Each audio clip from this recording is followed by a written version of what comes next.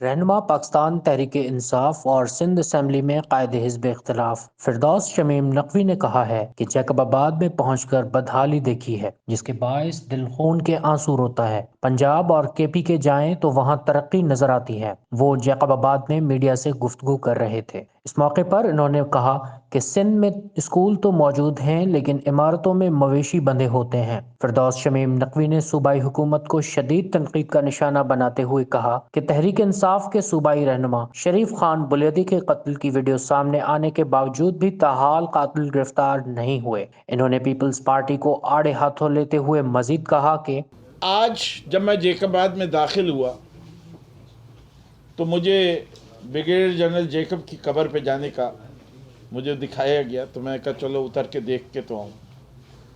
जब मैं वहाँ उतरा तो एक रूह आ गई और उसने कहा मुझसे कि तुम असेंबली में क्या कर रहे हो। मेरे रिश्तेदारों ने 4 करोड़ रुपए भेजे थे कि मेरे कब्रिस्तान जो है वो दुरुस्त हो जाए। जो कब्र के पैसे नहीं लगाने देते कब्रों पे, तुम उनके ऊपर खामोश बैठे। तो मैंने उनसे कहा कि जी मैंने जितना ये शहर देखा है और इसकी जो हालत देख रहा हूँ, यहाँ शहर बनाया ही क्यों था आपने। मैं कहा मैंने जब बनाया था तो बहुत खूबसूरत था, ये मिलाप था, ये यहाँ लोग ट्रेडिंग पोस्ट थी। अब तो यहाँ की मंडी लगाने का एक ही वजह होता है कि इधर से पैसे कितने कमाए जाएं। मैं एक सड़क से गुजरा जिसकी दुकानें जो थी वो 5 फुट नीचे थी, सड़क ऊपर थी। शरीफ बुलंदी साहब को कत्ल किया गया। आईजी साहब हजूर, ये एमपीएस में ने एक अपनी सब कमेटी बना दी है जो कि, लेकिन ये गेम नहीं कंटिन्यू होगा। This game has to end. ये जरदारी साहब ने जो तमाशा लगाया हुआ है पिछले 13 साल से, पाकिस्तान पीपल्स पार्टी को बना दिया पापा फुप्पो पार्टी, अपने बेटे को बना दिया बिला वजह भुट्टो, और कौम को इस बात पे लगाए हुए हैं कि रसूल अल्लाह सल्लल्लाहु अलैहि वसल्लम की नस्ल भी बेटी से चली थी, लेकिन हुसैन इब्ने अली कहलाए थे, नाम नहीं तब्दील हुआ था वालिद का, नस्ल जरूर चली थी। तो मैं समझता हूँ कि जुल्फ़िकार अली भट्टो की नस्ल जो है, उसके लिए भी आपको पता है कि जुल्फ़िकार जूनियर भी मौजूद हैं जिनके जो असली भुट्टो हैं। तो मैं जैकबाबाद में ज़्यादा पैसा यूएसएड वालों ने लगाया, वो मंसूबे मुकम्मल नहीं हो रहे, उसकी इफादियत लोगों को नहीं मिल रही। शहर में कच्ची सड़कें ज़्यादा हैं, पक्की सड़कें कम हैं। तालीमी मियार घटता जा रहा है और उसकी वजह से असलम अबरो साहब के सेंट जॉन स्कूल की में इतना रश हो गया कि वो भी नहीं बर्दाश्त कर पा रहे कि वो कितने बच्चों को अकोमोडेट। जुल्म और इस्तबदाद के खिलाफ बोलना पड़ेगा। बच्चे को भी दूध उस वक्त मिलता है जब वो रोता है। मैं पूरे सिंध से कहता हूँ कि इन जालिमों से छुटकारा हासिल करने का वक्त आ चुका है। मेरे एमपीए जो है वो बाकायदा ये बात कह रहे थे कि हम तो हमेशा कहते थे कि कराची के हाल ख़राब है, लेकिन जैकबाबाद आके, अंदरून सिंध आके तो हम ये कह सकते हैं कि यहाँ के हालात कराची से भी ज़्यादा ख़राब है। शक्कर लड़काना के असलम अबरो साहब और पूरी पीटीआई की टीम असेंबली में अगर आवाज़ नहीं उठा रही और आपको शिकायत है तो हम अपनी परफॉर्मेंस और इम्प्रूव करने को तैयार हैं। मुझे ये पता है कि मैंने निडर होके जिस तरह अल्ताफ़ हुसैन को एक्सपोज किया था कराची में, अब मेरा मिशन है कि मैं जरदारी और उसके टोले को पूरे सिंध में एक्सपोज करूँ, और ये मेरी पूरी टीम बेखौफ व ख़तर करने को तैयार है। हमारे पास जो चीज़ आप उठाएं, अभी एसआरबी में नौकरियां हो रही हैं, किसको मिल रही हैं? चंद मखसूस लोगों को। आपकी सिंध पब्लिक सर्विस कमीशन जो हो गई है, Pakistan peoples party service commission हो गई।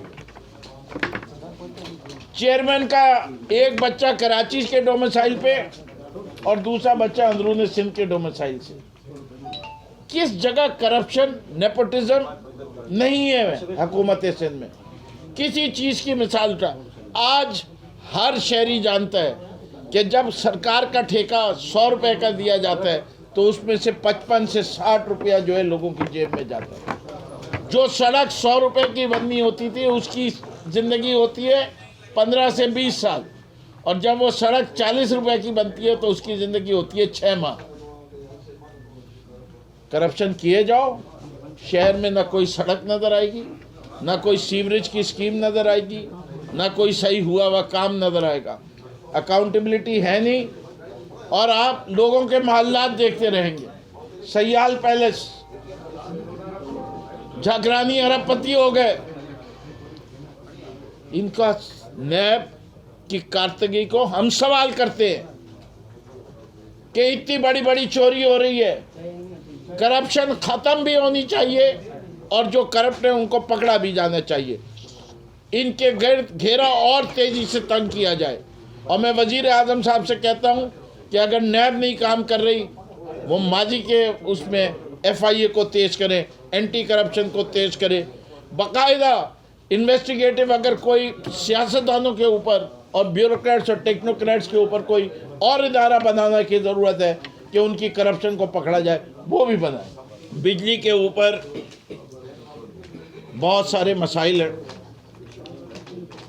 और मैं समझता हूँ कि हर उस शख्स को बिजली पूरी 24 घंटे मिलनी चाहिए जो अपना पूरा बिल देता है, और जो बिल नहीं देता उसकी निशानदेही भी होनी चाहिए। बड़े अफसोस की बात है कि इस इलाके से बिजली के बिल की कलेक्शन 35% है। जब से 35% होगा तो 100 रुपये की बिजली कहाँ से आएगी? तो हमें भी अपने किरदार की तरफ देखना है। हुकूमत की जिम्मेदारी है, अवाम की नहीं है। चोरों को पकड़ो, चोरों को सज़ा दो, जो चोरी करते हैं बिजली के उनसे पैसे वसूल करो। सर, कोरोना की सूरत जो खतरनाक होती जा रही है, हुकूमत जो है लोगों के कारोबार तो बंद करा रही है। क्या हुकूमत की इन जलसों पर नहीं करती जो जलसे किए जा रहे हैं? 2 हुकूमतों का जिक्र है। एक हुकूमत है मरकज़ की, वो कहती है कि ये मुल्क लॉकडाउन का मुतहम्मिल नहीं है। आज नहीं कहा, पहले वेव पे कहा। अभी भी इमरान खान साहब कहते हैं कि हम अपनी मईशत को इतना नुकसान नहीं पहुंचने देंगे, लेकिन इंसानी ज़िंदगियां अहम हैं।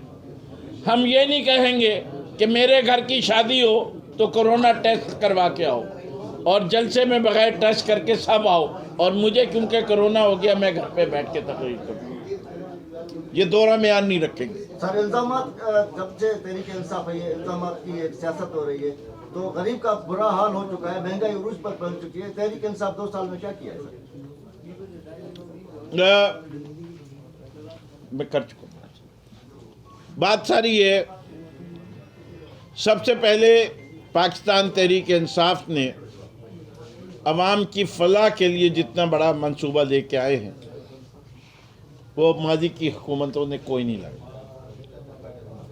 कोविड की बीमारी को जिस तरीके से इस हुकूमत ने डील किया है, दुनिया के 5 बेहतरीन ममालिक में अब उसका शुमार होता है। भारत में लोग भूख की वजह से बाहर निकले। पूरे पाकिस्तान में 250 अरब रुपया शफाफ तरीके से बांटा, 63 अरब रुपया यहाँ बटा। एक ज़माने में पाकिस्तान में लोग खुदकुशी करते थे भूख से, पनाहगाह बना दी। खाना हर आदमी को मिलने लगा। अब कोई भूख की वजह से नहीं, हर बच्चे को जिसके पास पढ़ने के लिए पैसे नहीं हैं उसके लिए कर्जे की सहूलत पैदा कर दी। लोगों को कारोबार की तरफ नौजवानों को लगाने के लिए कामयाब नौजवान कर दिया गया। टूरिज्म कोविड से पहले डेस्टिनेशन नंबर 1 हुआ। इन्वायरमेंट के अंदर बिलियन ट्री सुनामी पूरी दुनिया में मानी गई। फिर आपका मुल्क दिवालिये पे पहुंचा हुआ था, दिवालिये से बचा के मुल्क की मईशत को मजबूत किया, जिसका जिक्र मैं पहले कर चुका, करंट अकाउंट डेफिसिट है उसका। और सबसे बड़ी बात, 2.5 साल के अंदर मेरे लीडर पे एक कोई आदमी उंगली उठा के नहीं कह सकता कि उसने पैसे बनाए, या उसने कोई महल बाहर बनाया है, या उसने कोई प्रॉपर्टी बनाई है, या बीवी के लिए कोई हार लिया।